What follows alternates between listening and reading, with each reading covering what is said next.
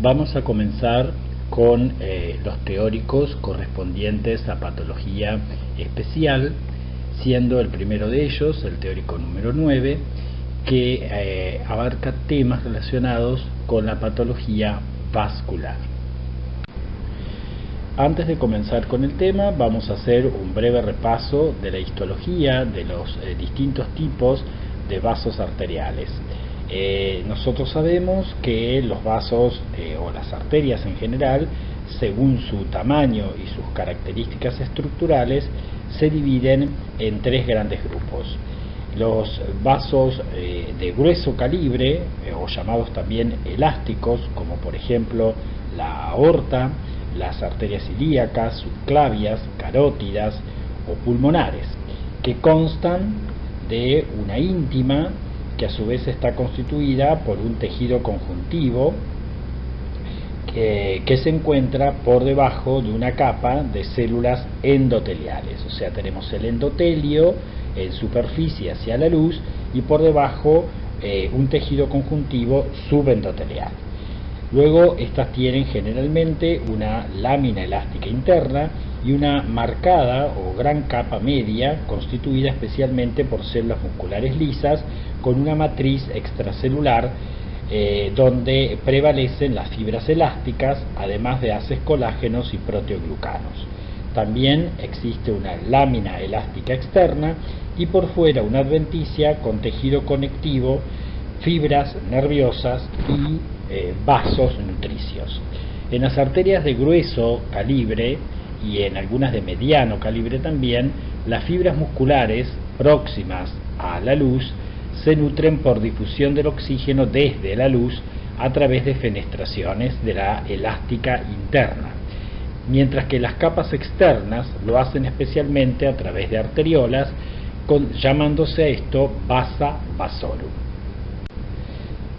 Después tenemos el segundo grupo, que son las arterias de mediano calibre, o también denominadas arterias musculares, como pueden ser las arterias coronarias, las arterias renales. Estas contienen muchas de estas fibras musculares lisas, permitiendo que se distiendan durante la sístole, acumulando parte de la energía del latido cardíaco, y en fase diastólica impulsando la sangre a través de los vasos periféricos. Con el envejecimiento, estos son los vasos que generalmente pierden su elasticidad, haciéndose tortuosos y dilatados, ¿cierto? Y tienen las mismas capas que citamos anteriormente. Bueno, y por último tenemos los vasos de pequeño calibre, como son el que se ve acá a nivel central de la imagen, que son las arteriolas. Estas tienen aproximadamente 10 a 20 milímetros de diámetro, son las ramas arteriales más pequeñas y su contracción modifica enormemente el diámetro de la luz, regulando especialmente la tensión arterial en la circulación general y produciendo variaciones considerables en la distribución del riego sanguíneo. Las arteriolas son las responsables de una intensa disminución de la presión y la velocidad de la sangre, así como el paso de un flujo pulsátil a una corriente continua. Son las más castigadas por la elevación de la tensión arterial y el estrés. Ahí la vemos acompañada a la arteriola por una vénula en la parte derecha de la imagen. Y por otro lado existen también los capilares, como vemos aquí en la parte izquierda de la imagen, de 7 a 8 milímetros de diámetro, que tienen una gran superficie de sección, paredes delgadas y el flujo sanguíneo que los atraviesa es lento. Tienen células endoteliales sobre una membrana basal, pero carecen de capa muscular. Es un lugar apto para el intercambio de sustancias difusibles entre la sangre y los tejidos. La capa endotelial es continua, especialmente en corazón, pulmón, músculo, piel y sistema nervioso. En glándulas endocrinas, glomérulos renales y algunos vasos del tubo digestivo tienen endotelios fenestrados que permiten el transporte de moléculas de mayor tamaño y líquidos más rápidamente. Y por último tenemos los sinusoides, que tienen endotelios discontinuos, tienen una membrana basal parcial o ausente. Estos se ven especialmente en hígado, vaso y médula ósea, que favorecen el paso de células. Vamos a comenzar ahora a desarrollar estrictamente el tema seleccionado para este teórico, que es el de vasculitis. Según el sufijo itis, que implica inflamación local, denominaremos vasculitis a el hecho de observar estructuras vasculares, en este caso arteriales o arteriolares, en donde observemos un infiltrado inflamatorio, ¿no es cierto?, que ocupe el grosor o el espesor de la pared de un vaso. Dicho esto, debemos diferenciarlo de aquellas alteraciones en donde podríamos observar un infiltrado inflamatorio que rodea un vaso, o sea, un infiltrado inflamatorio perivascular. Este no sería el caso de una vasculitis. Entonces, para hablar de vasculitis, yo tengo que observar un infiltrado inflamatorio, ¿no es cierto?, que ocupe el espesor de la pared de un vaso. Si tenemos que clasificar a las vasculitis, bueno, podríamos hacerlo teniendo en cuenta múltiples variables. Podríamos clasificarlas de acuerdo al tamaño del vaso, de acuerdo a la localización anatómica, a las características histológicas, a las manifestaciones clínicas y fundamentalmente al mecanismo patogénico. Esto es importante, lo último que dijimos, la patogenia, porque es fundamental distinguir entre dos mecanismos, como son las vasculitis inmunes, que mejoran con tratamiento inmunosupresor, de las vasculitis infecciosas, que pueden agravarse con el tratamiento inmunosupresor. Nosotros nos vamos a manejar con esta clasificación que tiene que ver con la nomenclatura adoptada o adaptada de Chapel-Hill, que divide fundamentalmente a las vasculitis, así en forma relativa, en procesos que abarcan vasos de gran calibre, mediano calibre y pequeño calibre. A su vez, los de gran calibre son procesos básicamente que implican, ¿no es cierto?, o lesiones de tipo granulomatosa.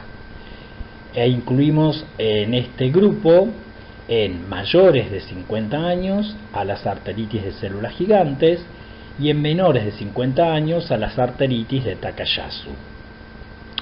Con respecto a los de vaso mediano, las hay necrotizantes y necrotizantes, ¿no es cierto?, con síndrome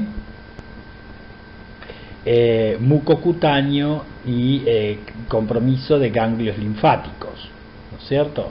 Entonces, dentro de las arteritis necrotizantes podemos citar a la poliarteritis nodosa, con complejos inmunes vasculares ANCA negativos, donde incluimos distintas vasculitis de distintos orígenes, las asociadas a crioglobulinemia, a IgA, como la púrpura de Schönlein-Henoch, vasculitis asociadas a múltiples autoantígenos, como las del lupus o la artritis reumatoidea.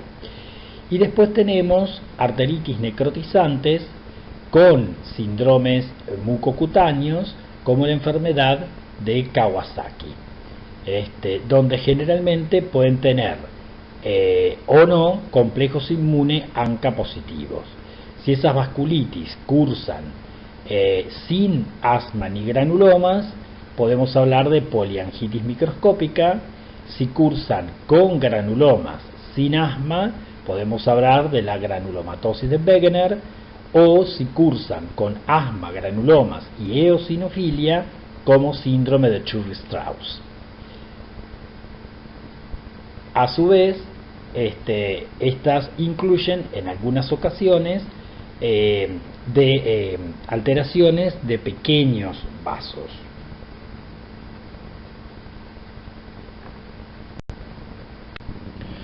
Bueno, como vimos desde el punto de vista fisiopatológico y patogénico, las vasculitis inmunitarias pueden relacionarse fundamentalmente con la formación de inmunocomplejos. En algunos casos, con la formación de anticuerpos antineutrófilos citoplasmáticos, los ANCA, y en algunos casos, respuestas patógenas vinculadas a linfocitos T con formación de granulomas. Bueno, comenzando entonces con las vasculitis mediada por inmunocomplejos, es característico detectar anticuerpos y complemento, aunque a veces no es posible determinar la naturaleza de los antígenos ni en los vasos ni en circulación. Los inmunocomplejos están implicados, por ejemplo, en vasculitis por hipersensibilidad a fármacos, y clínicamente sus manifestaciones se dan especialmente en la piel, teniendo en cuenta que la retirada del fármaco permite la resolución. Suelen aparecer también vasculitis secundarias a infecciones víricas, en donde se forman anticuerpos contra proteínas del virus, como puede ser anticuerpos contra el antígeno S de la hepatitis B. En muchos casos no está claro si los complejos surgen en un punto y luego se depositan en el lecho vascular, o si lo hacen in situ a partir de sedimentación del antígeno en la pared y luego se unen al anticuerpo, o sea, pueden ser circulantes o in situ. Después está el grupo de las vasculitis asociadas a ANCA, que es un grupo heterogéneo de autoanticuerpos dirigidos contra los constituyentes de los gránulos primarios, de neutrófilos especialmente, lisosomas de monocitos y células endoteliales. Si bien se los clasificaba según la distribución intracelular, en ANCA-P y en ANCA-C, hoy se lo hace según la función de los antígenos contra los que se dirigen. Entonces hablaremos de ANCA antimieloperoxidasa y ANCA antiproteinasa 3. Los ANCA son un buen marcador diagnóstico para la vasculitis asociada a ANCA, y sus concentraciones pueden reflejar justamente el grado de actividad inflamatoria. Las cifras aumentan en las recidivas. Los mecanismos que generan justamente la vasculitis pueden ser distintos, ¿no es cierto? Los fármacos, por ejemplo, o antígenos microbianos con reactividad cruzada producen ANCA, y la expresión de proteinasa 3 y mieloperoxidasa en la superficie neutrofílica, determinando la formación de ANCAs en el huésped predispuesto. Las infecciones con liberación de endotoxinas hacen que se estimule el factor de necrosis tumoral, que lleva a una mayor expresión de proteinasa 3 y mieloperoxidasa sobre la superficie de neutrófilos. Los ANCAs reaccionan con estas células activadas por el factor de necrosis tumoral y generan una lesión directa en la célula endotelial, produciendo mayor actividad neutrofílica. Los neutrófilos activados experimentan degranulación y lesión de células endoteliales a liberar especies reactivas del oxígeno. Y por último vamos a decir que desde el punto de vista patogénico existen otros mecanismos. Por ejemplo, procesos inflamatorios dirigidos a algún elemento de la pared, como por ejemplo formación de anticuerpos antimembrana basal, el glomerular, como ocurre por ejemplo en el síndrome de Goodpasture, o anticuerpos contra, por ejemplo, las células endoteliales, como ocurre por ejemplo en la enfermedad de Kawasaki. Y menos frecuentemente agentes externos que actúan directamente sobre la pared vascular, en especial agentes infecciosos, tales como virus o bacterias. Bueno, la púrpura es la expresión clínica de algunas de las vasculitis que vamos a citar posteriormente, y que se corresponde con una lesión elemental cutánea equivalente a una hemorragia en la dermis de 3 milímetros a menos de 1 centímetro. Estas púrpuras, si tienen origen no vascular, son púrpuras no palpables. Y estas púrpuras no palpables generalmente se deben o a una disminución del número de plaquetas, o sea, trombopénicas, a una alteración de la función de las plaquetas, o sea, trombopáticas, o alguna alteración de la coagulación. Para eso hay que generar o establecer algunas pruebas que puedan valorar alteraciones de la coagulación, como el tiempo de protrombina de Quick, que evalúa la vía extrínseca y común de la coagulación, o el tiempo de tromboplastina parcial, que evalúa la vía intrínseca y común de la coagulación.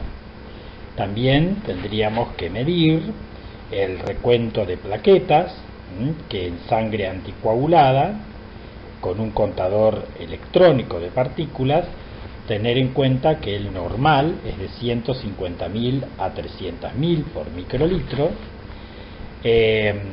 y establecer algunas pruebas de función plaquetaria. Podría ser el tiempo de sangría, que mide el tiempo que tarda en detenerse una hemorragia luego de una punción cutánea estandarizada, pero se tarda mucho tiempo y es difícil de realizar.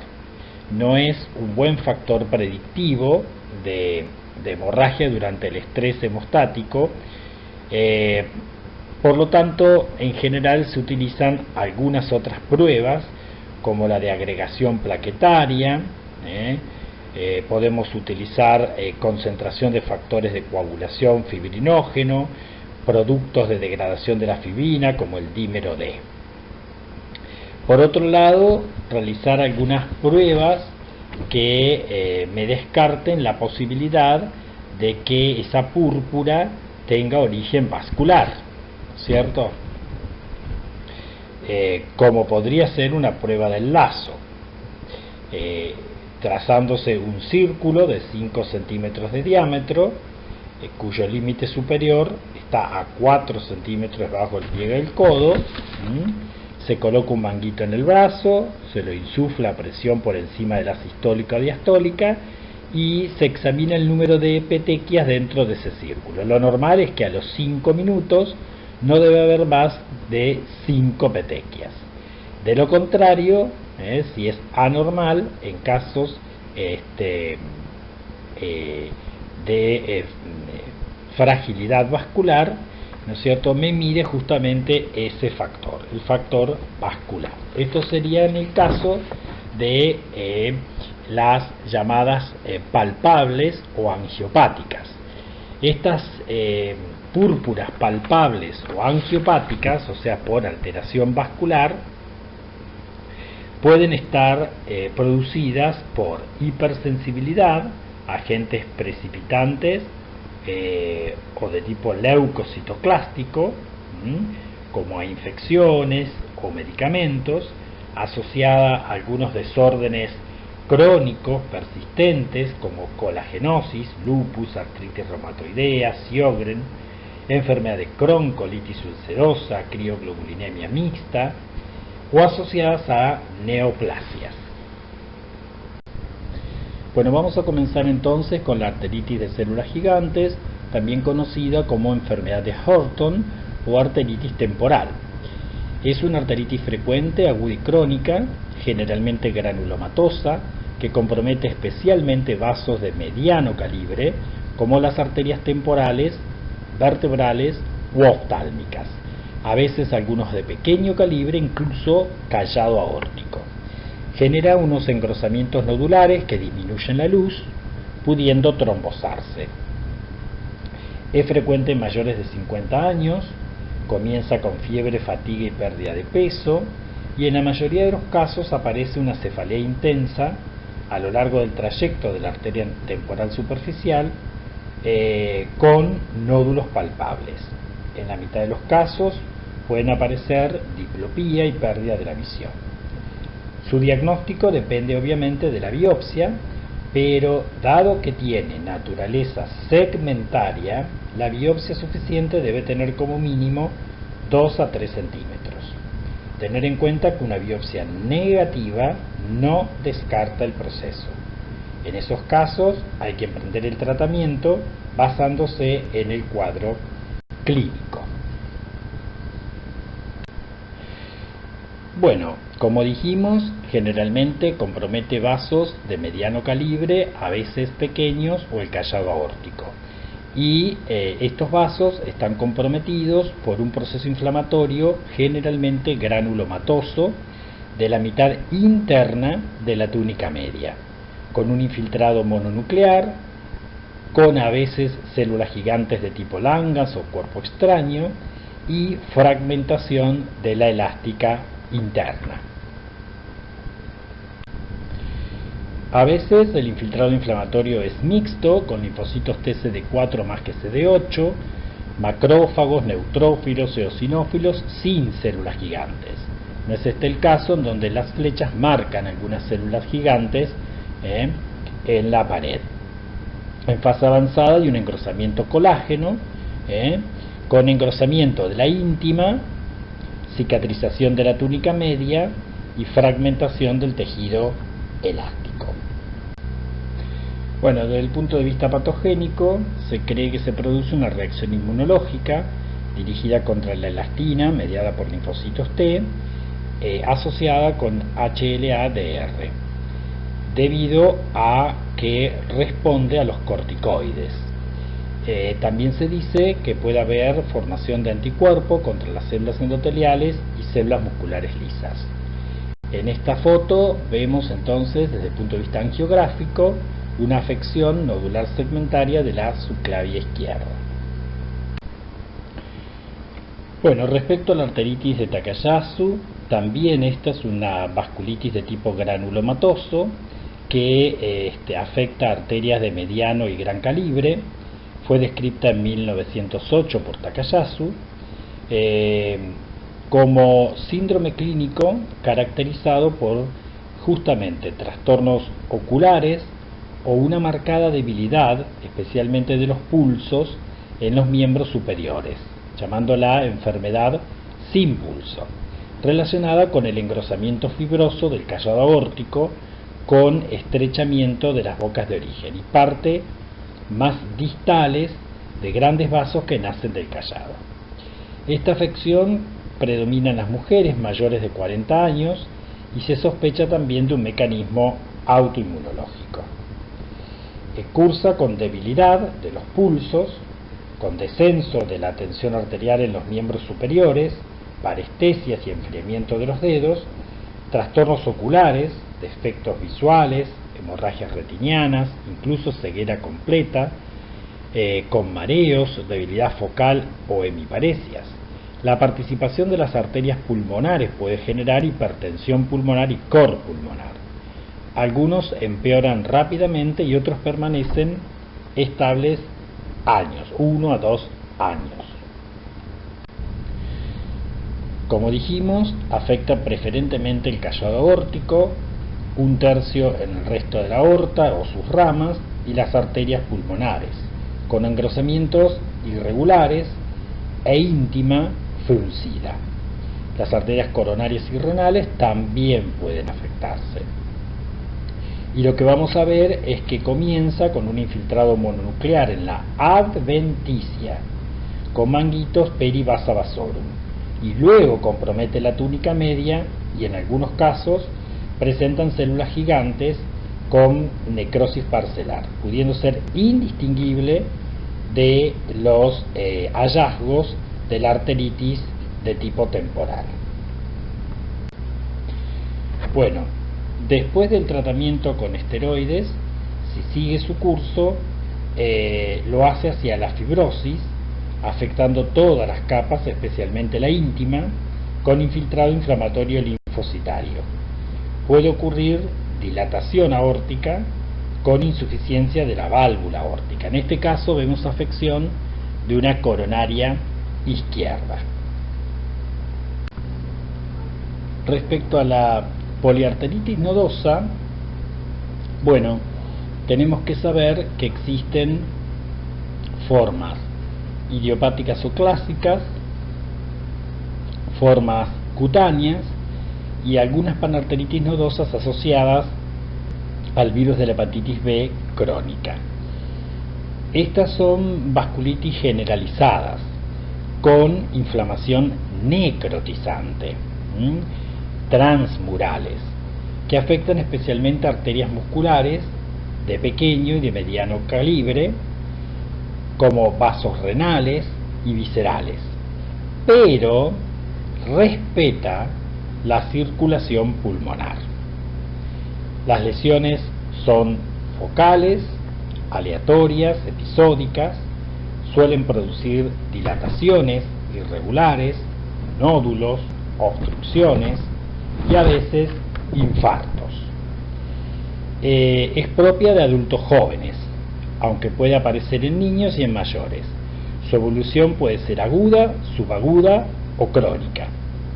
Suele tener periodos remitentes, asintomáticos.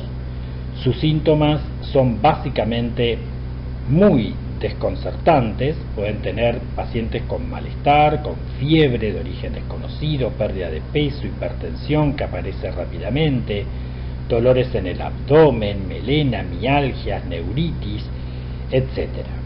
La afectación renal es destacada y una de las primeras causas de muerte sin glomerulonefritis. Hay un 30% que tienen en suero antígenos de hepatitis B, como dijimos, que se asocian escasamente a ANCA. El diagnóstico puede hacerse identificándose esa arteritis necrotizante en las biopsias tisulares, especialmente en los vasos de tamaño mediano, a nivel renal o en nódulos de la piel. Si no se trata, el 50% hacen oclusiones viscerales y es mortal en la mayoría de los casos. Pero el tratamiento con corticoides y ciclofosfamida consiguen remisiones o curación en el 90% de los casos. Hay que corregir la hipertensión, esto es indispensable para el pronóstico. Bueno, como dijimos, se distribuye en orden de frecuencia en los riñones, en el corazón, en el hígado, en el tubo digestivo, en el páncreas, testículo, músculo, sistema nervioso, piel. Son generalmente lesiones, como dijimos, segmentarias, que tienen predilección por los puntos de ramificación o bifurcaciones. Pueden provocar dilatación del vaso y rotura de la pared. Y microscópicamente tienen una inflamación transmural con un denso infiltrado inflamatorio con neutrófilos y eosinófilos, algunos mononucleares, destacándose necrosis de la mitad interna de la pared vascular, o sea, necrosis fibrinoide. Normalmente compromete también la adventicia. Puede trombosarse y en algunas lesiones se afectan solo una parte de la circunferencia. Tardíamente el infiltrado comienza a desaparecer y se sustituye por engrosamiento fibroso con infiltrado mononuclear. Más tarde aún hay marcado engrosamiento fibroso y es característico la coexistencia de lesiones en todas sus fases en vasos distintos o incluso en el mismo vaso. Bueno, respecto al síndrome ganglionar mucocutáneo o síndrome de Kawasaki, esta es una afección de arterias de gran calibre, mediano calibre y pequeño calibre. Los vasos que más frecuentemente se afectan son las arterias coronarias. Se da generalmente en menores de 4 años en un 80% y lactantes. Cursan con una fase aguda en donde podemos observar eritemas con erosiones bucales, edema de manos, de pies, eritema de palmas y plantas, frecuentemente con descamación.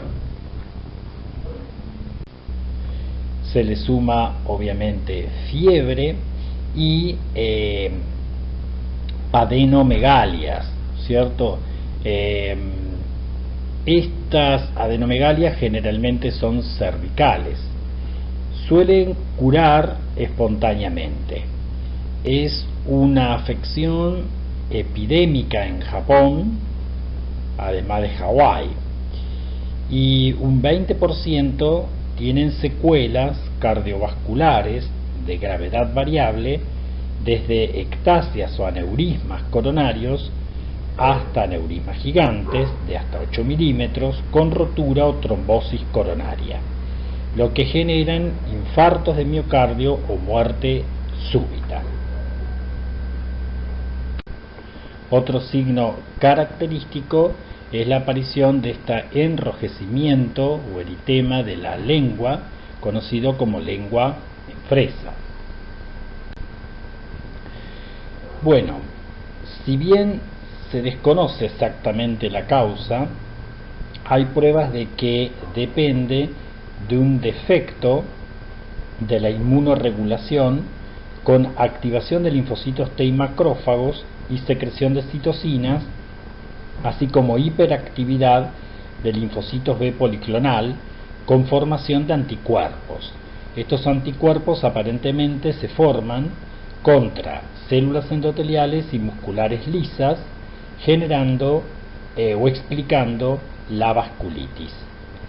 Hoy también se sospecha que el antígeno iniciador puede ser un virus. De hecho, se lo ha asociado al COVID-19. Acá vemos una imagen angiográfica de una coronariografía que muestra justamente una dilatación, ¿no es cierto?, de la coronaria derecha, que es una de las alteraciones que pueden estar asociadas en este proceso. Y desde el punto de vista morfológico es muy parecida a la panarteritis nodosa, o sea que también tiene necrosis e inflamación de todo el espesor de la pared, pero la necrosis fibrinoide en este caso suele ser menos acusada. La fase aguda comienza a remitir espontáneamente o en respuesta al tratamiento, pero es durante esta fase que las arterias coronarias provocan los aneurismas. A veces hay trombosis asociada. Bueno, con respecto a la poliangitis o polivasculitis microscópica, también conocida como vasculitis leucocitoclástica o anafilactoide, generalmente afecta arteriolas, capilares y vénulas y tienden a estar en la misma fase evolutiva. Se cree que se deben a reacciones de hipersensibilidad y se las encuentra básicamente en piel y mucosas, pulmón y cerebro, corazón, tubo digestivo, riñones, músculos. Frecuentemente producen glomerulonefritis necrotizante y capilaritis pulmonar. Estas entidades cursan con hemoptisis, hematuria, proteinuria, dolores, hemorragias intestinales, debilidad y dolores musculares. Pueden limitarse a la piel. En este caso hablamos de vasculitis leucocitoclástica cutánea, la cual se manifiesta como una púrpura palpable. Puede a veces demostrarse una reacción a antígenos, a fármacos, microorganismos, proteínas heterólogas, antígenos tumorales, pero son escasos o nulos los depósitos de inmunocomplejos, son pauci inmunitarias. En el 80% de los casos están asociadas a ANCA, casi siempre ANCA mieloperoxidasas. Las formas cutáneas mejoran eliminando el agente lesivo, pero las que presentan formas generalizadas pueden sufrir un fracaso funcional de órganos. Se la ve también en enfermedades como la púrpura de Schönlein-Henoch, la crioglobulinemia mixta esencial y procesos del tejido conectivo y neoplasias malignas, pero suelen cursar en estos casos sin ANCA. Desde el punto de vista morfológico, también es similar a la panarteritis nodosa, pero respeta las arterias de mediano calibre y gran tamaño.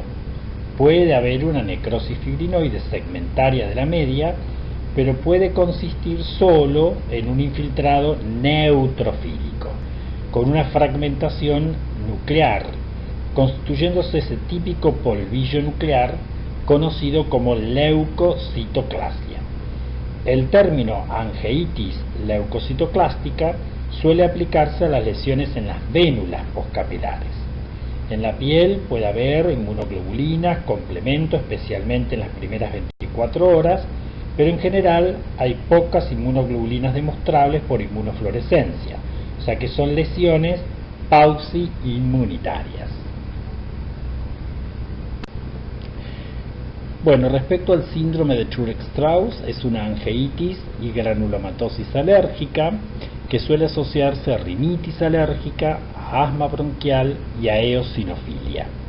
Afecta preferentemente vasos pulmonares, cardíacos, esplénicos, nervio periférico y piel.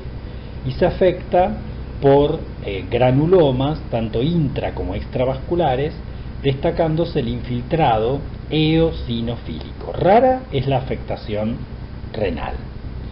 Los ANCA mieloperoxidasa no están presentes ni en la mitad de los casos. No obstante, cuando aparecen podrían ser los responsables de las manifestaciones vasculares.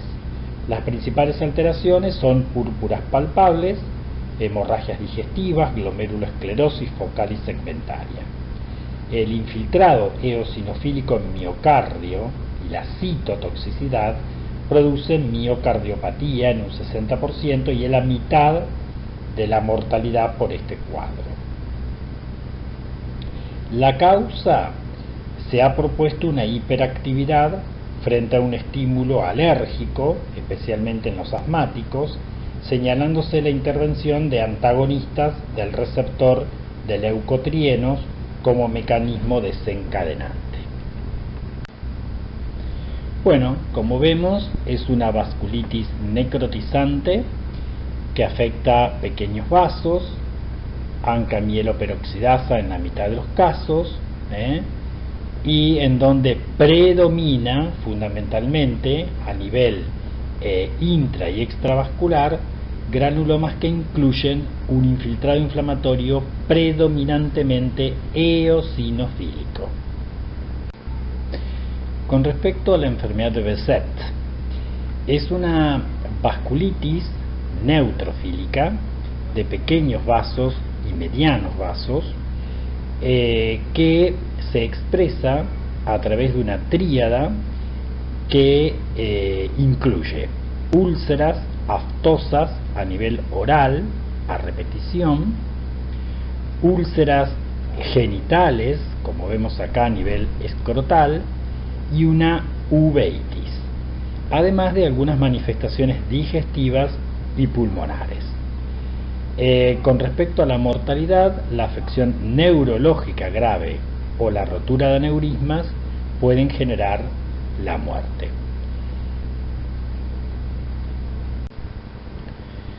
Bueno, se asocia a HLA-B51, o sea, generándose una respuesta inmune con reactividad cruzada a microorganismos, en donde están implicados los linfocitos TH17 que justamente reclutan especialmente neutrófilos. Acá vemos entonces la vasculitis de pequeños vasos a nivel cutáneo, ¿no es cierto?, con ese infiltrado característico neutrófilo.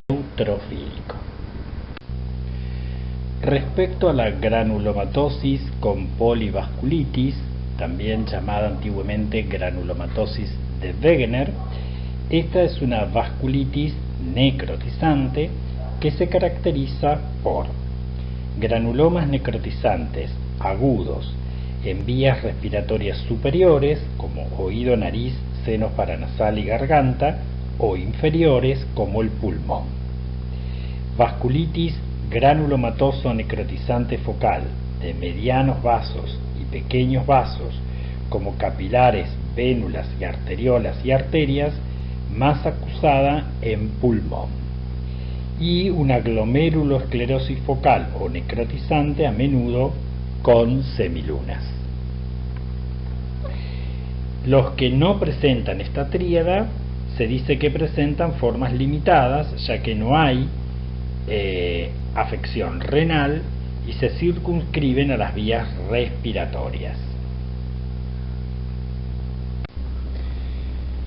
Bueno, desde el punto de vista clínico se destaca una neumonitis persistente con infiltración bilateral nodular y cavitación en el 95%, acompañada de sinusitis crónica, de úlceras, de la mucosa nasofaringia, así como de signos de nefropatía en un 80% de los casos.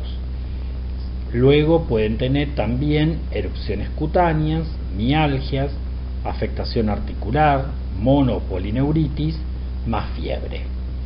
Si no se trata, el curso es maligno y el 80% muere en el plazo de un año.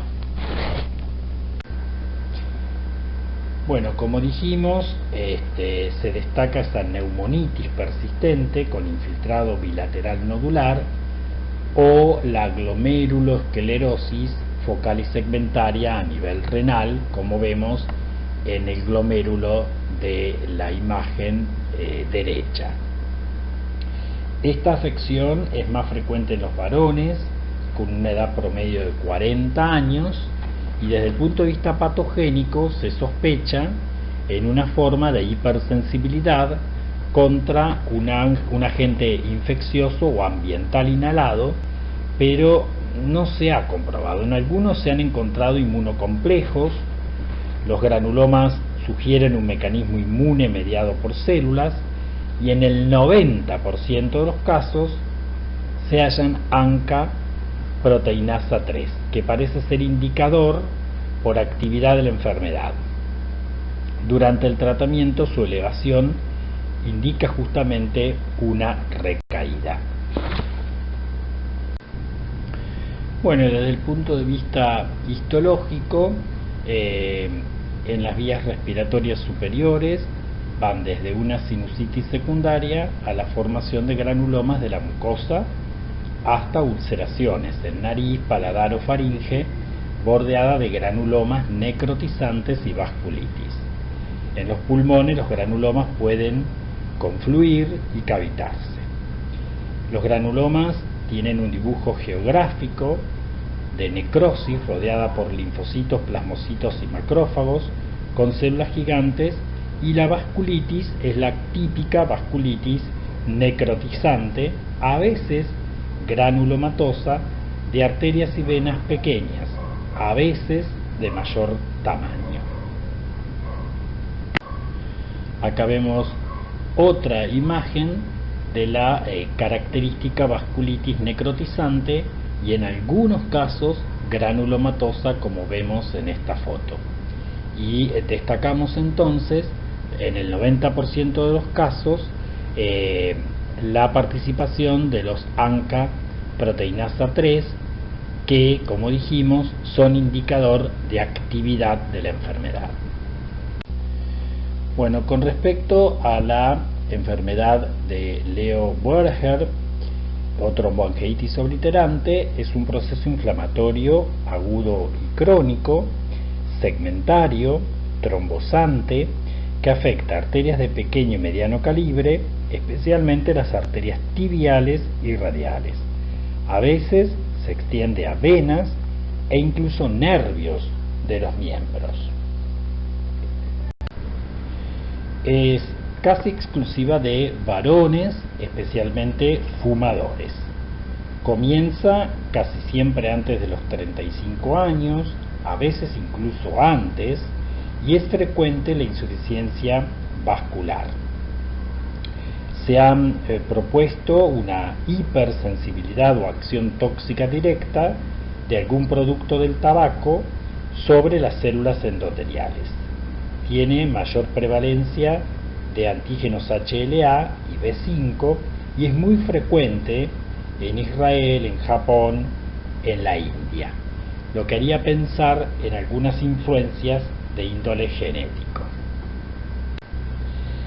Bueno, desde el punto de vista clínico consiste en una flebitis nodular superficial con sensibilidad al frío de tipo Raynaud en las manos, dolor en el empeine del pie inducido por el ejercicio, o sea, claudicación intensa incluso en reposo, relacionado a la afectación de nervios.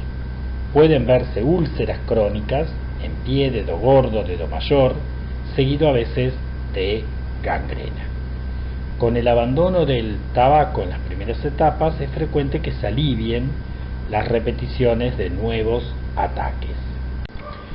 Bueno, desde el punto de vista histológico vemos un infiltrado inflamatorio agudo y crónico con luces vasculares trombosadas que suelen organizarse y recanalizarse y a veces pueden contener microabscesos rodeados de un infiltrado de tipo granulomatoso. Respecto a las arteritis infecciosas, se corresponden con la invasión vascular directa de agentes infecciosos, especialmente bacterias.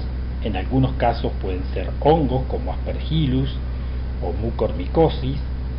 A veces acompañan procesos como neumonías, tuberculosis gaseosas, abscesos, meningitis o proceden de la diseminación hematógena de bacterias en situaciones de embolias secundarias a endocarditis infecciosas o septicemia. Pueden dilatar la pared de los vasos, generando aneurismas micóticos. Se favorece en general la trombosis, produciéndose infartos. A veces en quemaduras cutáneas puede que la infección penetre en venas, haya una diseminación por vía hematógena y aparezcan lesiones cutáneas ovaladas, necrótico-hemorrágicas, como la que vemos acá en esta foto, denominado ectima gangrenoso. Bueno, un ejemplo bastante característico de vasculitis infecciosa es la producida por Pseudomonas aeruginosa, que es un bacilo gram negativo aerobio oportunista, generalmente resistente a los antibióticos y que justamente produce una serie de endotoxinas, exotoxinas y enzimas que son todas tóxicas para las células endoteliales, manifestándose con este tipo de vasculitis afectando la íntima de los vasos y observándose ese aspecto característico en neblina azul perivascular que genera la masa de microorganismos en el vaso pequeño.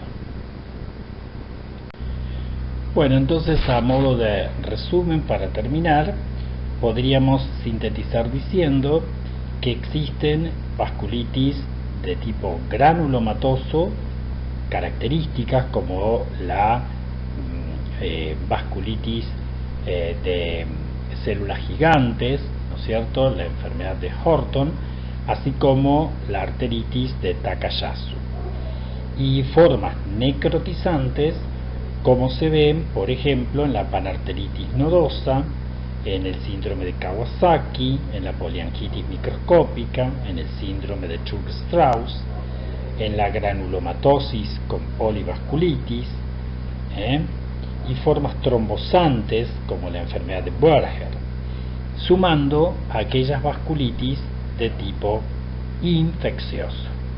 Muy bien, con esto entonces terminamos por hoy. Muchas gracias.